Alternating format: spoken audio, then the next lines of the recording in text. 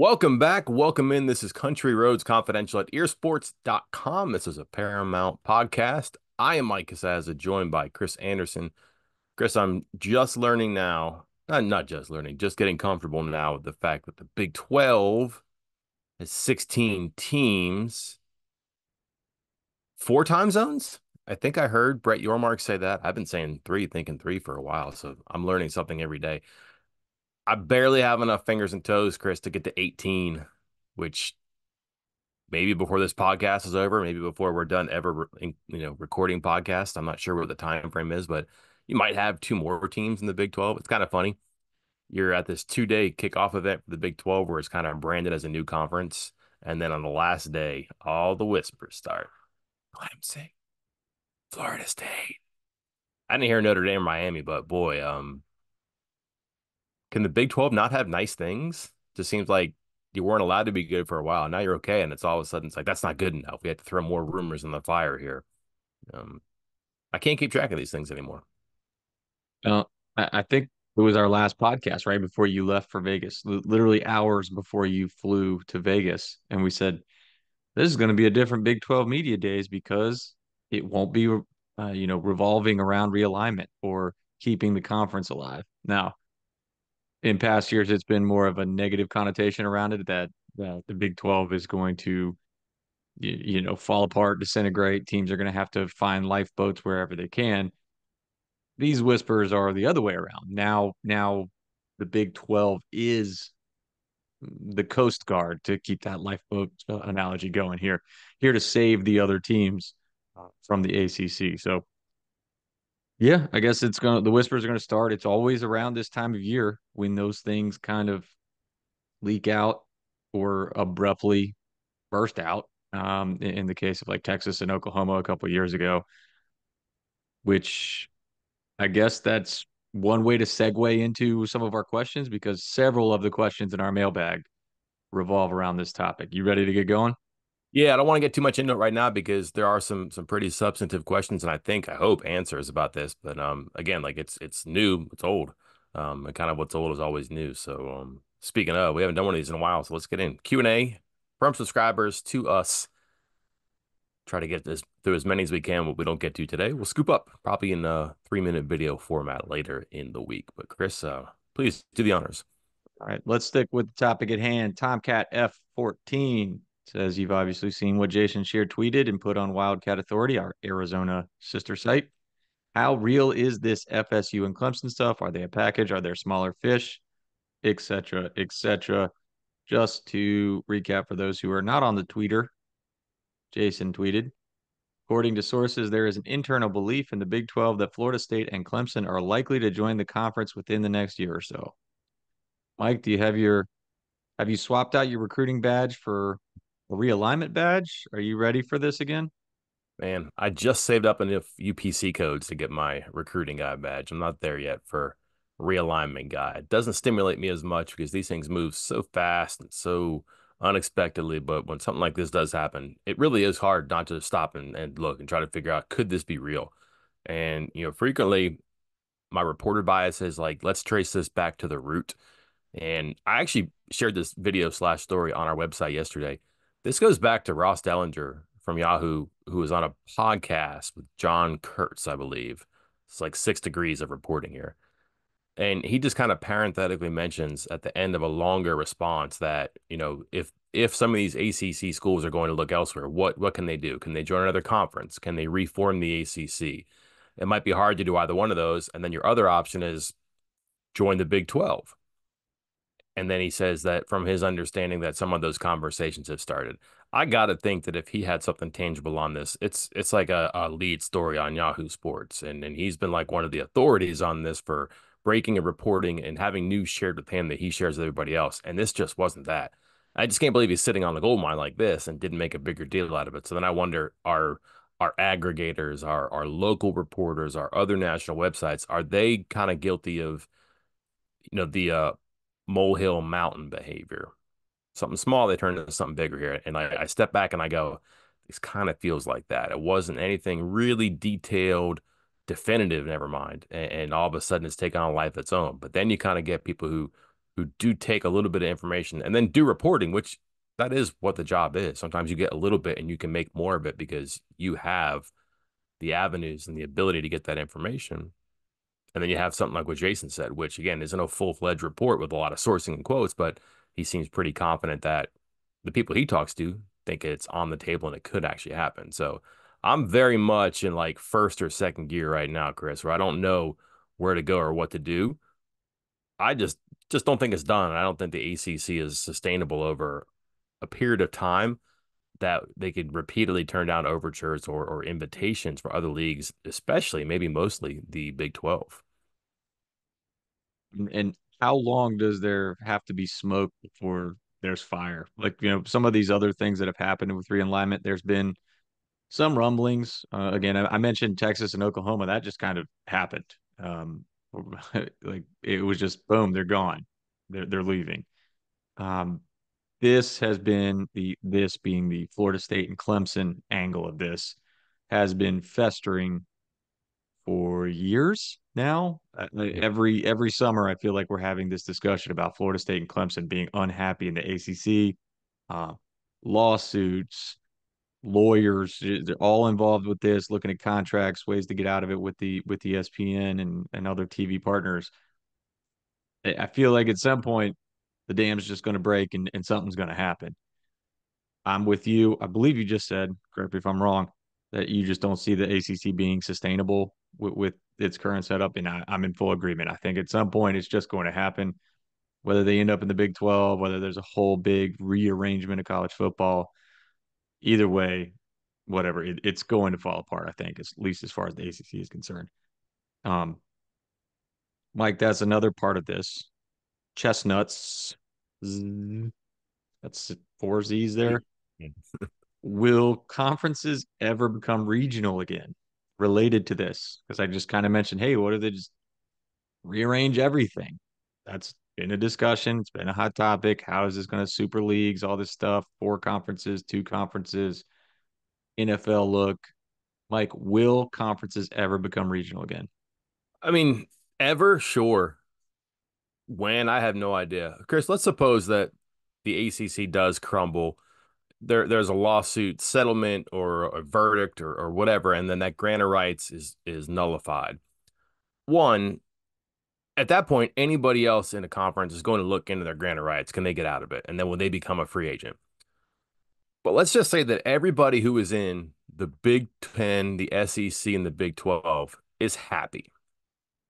I don't buy that. But let's just say they're happy. And then the ACC falls apart because the grant of rights is like I said, nixed. And all those schools can go wherever. Let's just say that Florida State and Clemson and whomever else end up in the Big 12, and you got some other cherry picking going on from the Big 10 of the SEC. Everything is settled. The music stops. That's like probably, like, let's say a year to 2 years off. You're talking at that point 22 years of conference shuffling just to get to that point. If you go back to the initial wave, which is when the Big East started to fall apart and all that music began there, and then the carousel started spinning, and all of a sudden, the world's upside down. 2 decades. You're going to start again at that moment and say, you know what? We got all the roadblocks out of the way. We can do what we want. Let's do what we've shown no inclination of doing before, and let's get a regional conference system again. Then you got to build a CFP around it. You got to find qualifications. Yeah, could it happen? I'm just not sure that they're anywhere closer to that because of what they're doing, even though that might be the best, most agreeable, most logical. And here's the best part, most reasonable, like most feasible outcome at that point. Like you would have no parameters to say you can't do those things. You'd have no rules to say you can't do those things. All the TV contracts could be redone with the grant of rights being, like I said, no longer valid. You could do that. Just strikes me as odd that there's been no push to that. Why would they all of a sudden want to do that? Moving on to the next question. We're moving away from realignment, looking at football. Cole City here says, I think we can answer this one pretty quickly because I think we've done a 3-minute video. And if we have, I'll link to it in the thread on this story. He wants to know where would you rank Garrett Green among the Big 12 starting quarterbacks? I believe both you and I said when we just kind of laid him out, you rattled off all 16 presumptive starting quarterbacks for the league. And we said, basically Garrett Green is in that top four. Like, who knows about who's number one? There's a lot of ifs, ands, or buts there, but he's in that group. He is in the discussion of the top 4 or 5 quarterbacks in this league. Have you backed off of that sentiment in the last couple months? No, it's probably shaken out to be more true now because you're in a group now with Shador Sanders, Cam Rising, Noah Fafita, Rocco Becht, and I would say Garrett Green. I like Avery Williams a lot. I'm just not sure I can put him there yet. Avery Williams? Avery Johnson? Who's the Kansas State quarterback? Avery Williams is here. Avery Johnson is their quarterback, right? Yeah, sure. Yes. Jeez. Yes, yes, Uh, yes. Avery Johnson. I like him, but the reasons I like him are the same reasons I like Garrett Green, and I've seen Garrett Green do it. So I just can't put him above them. So then you're looking at, again, Sanders, Rising, Fafita, Becht, Green. I think Sanders is your clear one. I would have question marks about Rising coming back after a year off. I don't know that Rocco Becht can do a whole heck of a lot better than he did last year, maybe. And then Fafita, again, I might have him number two in my head, and more I think of it. So then you can make an argument that Green is could he has the same can he do it again that Fafita does, and then same as Becht. So there's questions there. Like I don't think there's a clear number two as I do think there's a clear number one. So yeah, top four, top five, but you can catch me on the right day or the wrong day, I guess, and say, Mike, you think he's number two? And I would go, yeah, sure. I could definitely see that being a case because I just there's substantive results there that make you say, okay, seen that before and it can get better. And you have the same thing with Becton Fafita too. Just I can't rubber stamp Rising to the top and make him a clear number two because I need to see that happen again. Whereas the other three quarterbacks I think are good but could get better as well. We're gonna skip that one. That one's gonna be a 3-minute video. One lost here says, uh, should the Big 12 be nervous that one of the Power Two try to steal your mark away, or is he too innovative for them? He's not too innovative for them. I don't think that I don't think he's a guy who's going to know another college conference. I think he's a guy who might be involved in ownership stake of a franchise, maybe of a professional sport league or ownership of some sort of like entertainment venue where he is in charge of something big that needs a similar makeover that the Big 12 has. I don't think he's done here by any means. Um, he strikes me just locally here. He strikes me as a little bit of an Oliver Luck who brings, real world business experience to athletics and goes in, finds things that need to be fixed, finds things that need to be like instituted, and then gets the wheel spinning and walks away. So how long would he be here? We're not at that phase yet, but he certainly has those first layers down and he builds upon that. But I don't think he's a college conference commissioner. Could he be a pro general manager? That even seems beneath him and the work he's doing right now. I just think ownership where he could run something or be part of a group that runs something and he can use all of his experience in entertainment and now in sports and administration to continue to grow his abilities and improve everything he touches. I'm just not sure that he'd want to do that or he would do that in college sports again. With you on that. I like the Oliver Luck comparison there because I hadn't thought of that, but I was going with the hey, he's got a lot of overlap in other industries, and I would actually think it's more likely that he ends up just like you said, in some sort of prominent ownership type position in another industry than it is for him to be a commissioner of another league right now in college. Like if he was with the UFC or the WWE in a couple of years, I'd be like, oh, that makes sense. If he was with the ACC, I'd be like, what happened? Two very different trajectories. Swag ear over under. How many times does WVU line up in 20 personnel versus Penn State? For those wondering, 20 personnel would be 2 running backs, 0 tight ends. Mike, Not often, unless they're going to I have was gonna say 0.5. Is that the over under? Maybe I one and a mean, half. they've been talking about this for 2 years, and they've had running backs the entire time. I think it's an interesting story now as to how this third running back is going to shake out because they're going to use three, and I think Neil Brown almost just put the cap on that a third guy is going to get some touches in the fall. We've been talking before about how can they get five guys in the field? It doesn't work that way. So can they get to a third? We'll see. I think they've had look. There's a question about C.J. Donaldson's playing style and his longevity in a season. There are questions about the size of Jaheim White and his age, and like, could he carry X amount of carries? So you'd like to have three if you can. It's really risky to put two on the field at that point, too. If you don't have a tight end in the field or on the line of scrimmage to block, that might be a handful against Penn State's front. They're going to be big and fast again, not like last year, but they're still going to have that thumbprint. I think that's going to be prohibitive to playing in that 20 personnel. The only question is, though, Chris, can they get Taylor on the field, Cole Taylor, in 20 personnel? Yeah, you can. Like, he could be on there somehow or another. It's tricky, but you could do it. He is that type of player, and you can move him around and make him a blocker. But you're going to need that size. And do they have that with their receivers to be big guys? They have like a Kevin White receiver, or Gary Jennings, the big guy who could. It wasn't tall, but he was big and could block. Do they have that presence? Don't know that right yet. I think people are like, oh, they got two running backs, they can do it. That's fine. There's other pieces you have to have on the board. We'll see how that goes in the summer, but I would be very surprised. I would go over because it might happen once, but my indication is it's not going to happen very much. Yeah, I was gonna say that 21 personnel, the two backs, one tight end, like you were kind of just talking about there with Taylor, even if you're not considering him a true tight end, line up there, that's going to be far more likely than a 20 personnel. Would you Um, count 20 personnel with Rodney Gallagher in the backfield? Interesting. Could you have him If in the I'm betting slot? the over, and yeah, I would. Like, he's in your slot and he motions into the backfield, and all of a sudden you've got like a shell game with a quarterback who can hand to either one of those guys, and also your just antenna is up a little bit more when I guess he's number 24 now. Is that correct? when That's what when the roster Gallagher said. pops, yeah, when Gallagher pops into the backfield, all of a sudden everything starts to tingle a little bit on defense, and you're wondering what's happening there. So and he keeps mentioning they're going to use him in the running game. They're going to mention this sooner or later. I promise you, they're going to use Farmer in the running game too. There's a way to do this and to make this 20 personnel. So I guess we'll have to revisit this sometime. Does it count if you motion into 20 personnel? Can you have 20 personnel without two running backs? Semantics, I guess. We'll let the imaginary sports book figure that one out. Yeah. JAL1234 says, what does the football team need to do in the 5 game stretch of Kansas, Oklahoma State, Iowa State, Kansas State, and Arizona to have a successful season?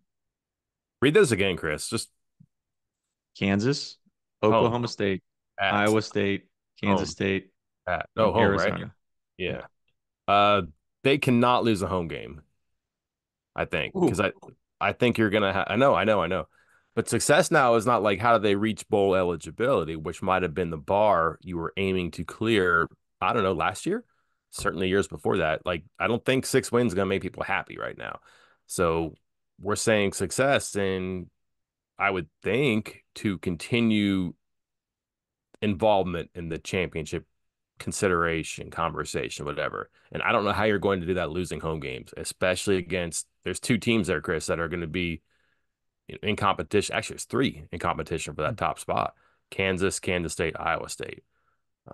I would say if they go 3-2, that's good, but you'd have to supplement a home loss with a road win, which could be tricky because Oklahoma State's been a tough place for West Virginia to play through the years, and Arizona is entirely new.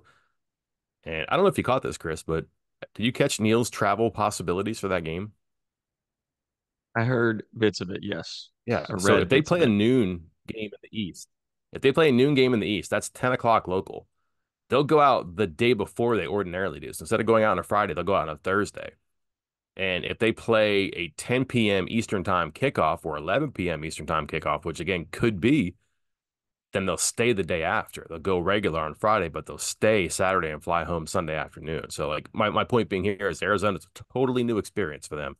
That could be a hard game to win. And plus, Arizona's good. And like, if you don't think they'll play at 10 a.m., local time out in Arizona, or I guess it'd be 8 p.m. local time Arizona, 11 p.m. here. Like, they have TV slots. You have to fill the TV slots. And Arizona against West Virginia at that point of the season, it could be a marquee game, which could get them a noon kickoff. It could get them a primetime kickoff. And you're not going to know that till the Monday before the week before the game. So, like, you're 10 days out and you're not going to know what time your kickoff is. That could be tricky. But road games are going to be tough. I get that. But you're really going to have to get your road wins.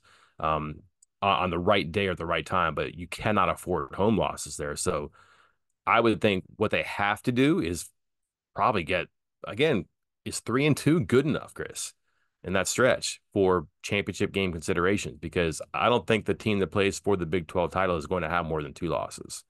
My hunch, unless this is nuts and you're going to have a bunch of 6-3 teams, which is possible. But are you going to get all your losses done in that 5 week span? That's tricky. It's hard to see yourself getting out of that situation. You have no more wiggle room if you're trying to get into the Big 12 championship game. If you're saying bowl eligibility, yeah, there's a lot of wiggle room there too. But I think for a successful run here, you probably got to go 3-2, and I think especially you can't afford to lose a home game.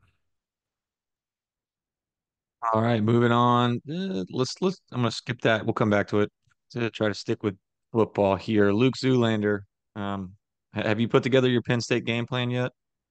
Because Working this on is it what right this now, is about. Chris. Okay. What would be your strategy if you were calling plays for WVU versus Penn State? Establish the run, go deep early, play fast, ball control. What are your thoughts? I mean, yeah. I don't know. Like, I think you're going to, there's a couple of things I might look at about doing. You're going to do what you do. And West Virginia is going to run and probably be what, 60-40 run pass, you think, in that neighborhood. Maybe it's like 58, instead of 60. Okay. But you're still going to have a lot of that. And you're going to blend in both running backs and you're going to have your controlled passing game where you take shots. But I wonder how they get to that, Chris. Are they formationing you?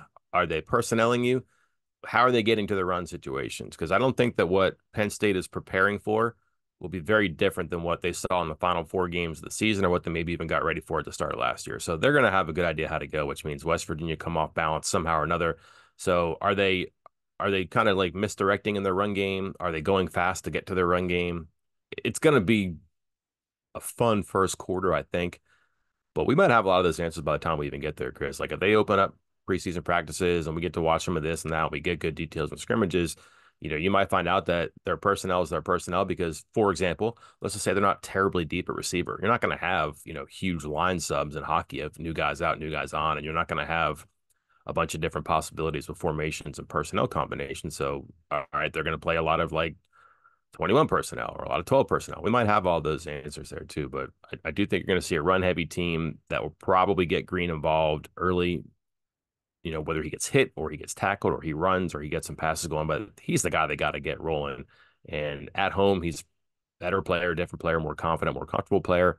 So I wonder then too if everything I said about they're going to do what they do. Well, Chris, what if they don't? And what if they get to what they're doing because they do something fast and exotic and get a lead, and then they settle into that left lane or that Ohio driver who does 55 miles an hour, does not get out of the way, and they're pretty effective when they do that too. So those are two very different directions and very different answers, but I think they're both very possible too. Let's try to rapid fire a couple of them here. WVU Maniac says, what WVU players would be on your Big 12 fantasy football team roster? All right, you get to pick two. Pick your stud and your sleeper. And I guess it's got to be on offense. And remember, for those listening on this exercise, we got to pick comparatively, comparing to the rest of the Big 12. So, you got 10 good quarterbacks. Are you going to take Garrett Green first overall if there's nine other quarterbacks you can take later? Mike, who you got?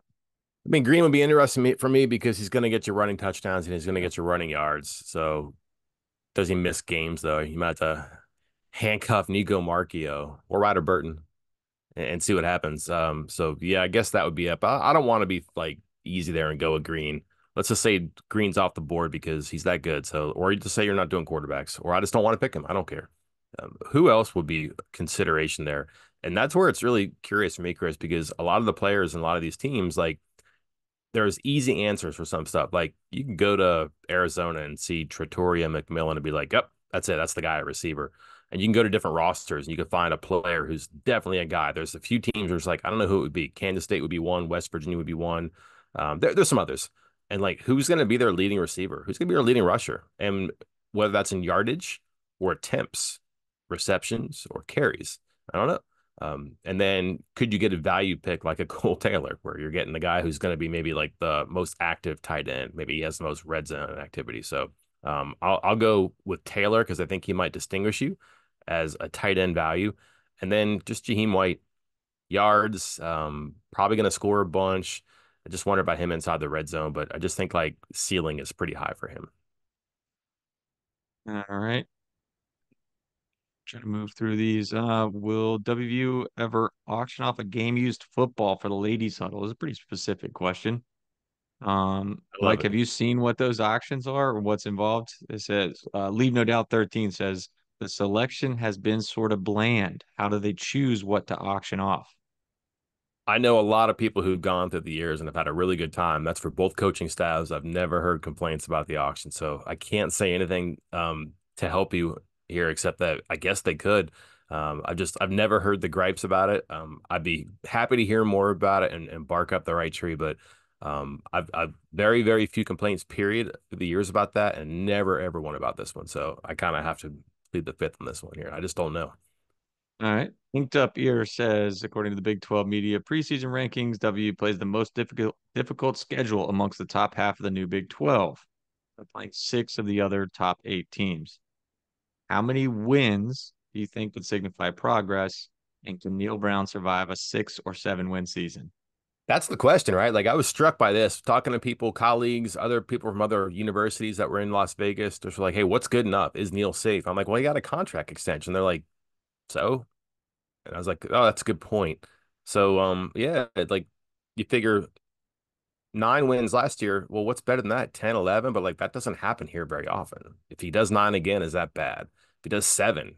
So if you just take all the variables out, like health and things like that, that might sidetrack you, derail you even. It's hard to say right now what that would look like. But if they go through relatively uneventful when it comes to health and players who just don't hit their marks like they're expecting, they're not reliable like they hope for, and you have a good team, then yeah, you're looking at a team that probably should hit nine again for that to be good. Trouble is, Chris, like, yeah, the Big 12 is easier to win without Texas and Oklahoma. Their schedule is just harder this year.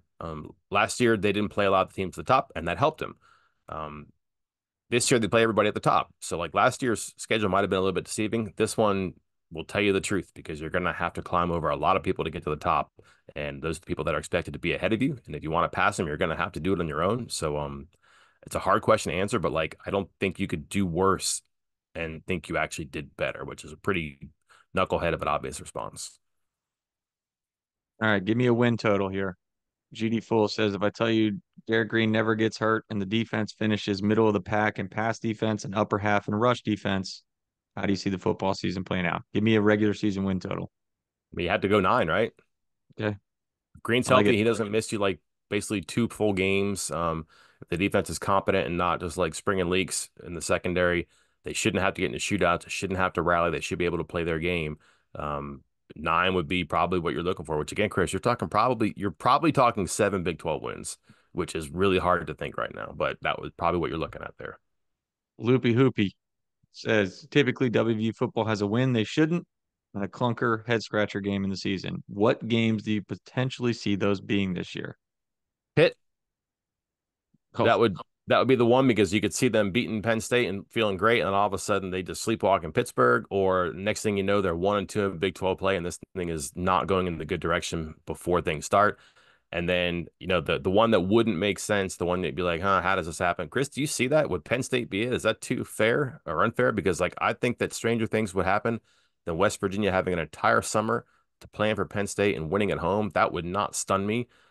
And then I'm like, all right, word, it'd be weird. Like, I would not be shocked if they won at Oklahoma State. Like, I think that team has some signs that maybe that's not going to be as good as they think, but they could be good. But like, it wouldn't stun me if West Virginia went to Oklahoma State relatively early in the conference schedule, maybe had some good momentum from non-conference play and played well and won that game. And nothing else in the schedule would make me go, well, that never happens. I never saw that come. Like, there's no other opponent or game that's so superior that you would say, wow, they did it. I just don't see that apart from Penn State. And again, that would be a surprise. Don't get me wrong, but like it's different when it's an opener. I just think the expectations and the preparation are not quite the same. WV Dogs says, will CJ Donaldson have a bounce back year after a sophomore slump? Think it's great he gets Jaheim White as a counterpart. Those two are complementary because they're different. I think you don't have to use him as much, and you can use him in situations that probably call for him better. You can cool him off for series, give him a break, stretch him out. But you got a guy that can do different things next to him in White. and you could kind of take, I don't know, Chris, 6, 8 carries a game off of him reliably now and not feel bad about it. I would be, if he's healthy, I'd be surprised if he's not a guy who pushes 1,000 yards and gets you like 10 touchdowns. I'm not saying he'll get 1,000 or 10 touchdowns, but he could be used the right way if he's healthy and do stuff like that. He'll get a lot of goal line touches this year, I'm sure. Yeah, scored a touchdown in 9 straight games last year. Banged up a little bit and still put up some pretty good numbers. I think a thousand Um, yards is hard, by the way. I think it's hard. I don't think he yeah, gets there, but like I think that you could see him. You could project his numbers. Say, wow, he almost had 1,000 yard season. If not for this, if they played 16 games, whatever. But like, I think he's going to have a productive season if he's healthy. can you? L. Schaefer says, can you do a quick summary of important dates coming up for football and or basketball related to team activities?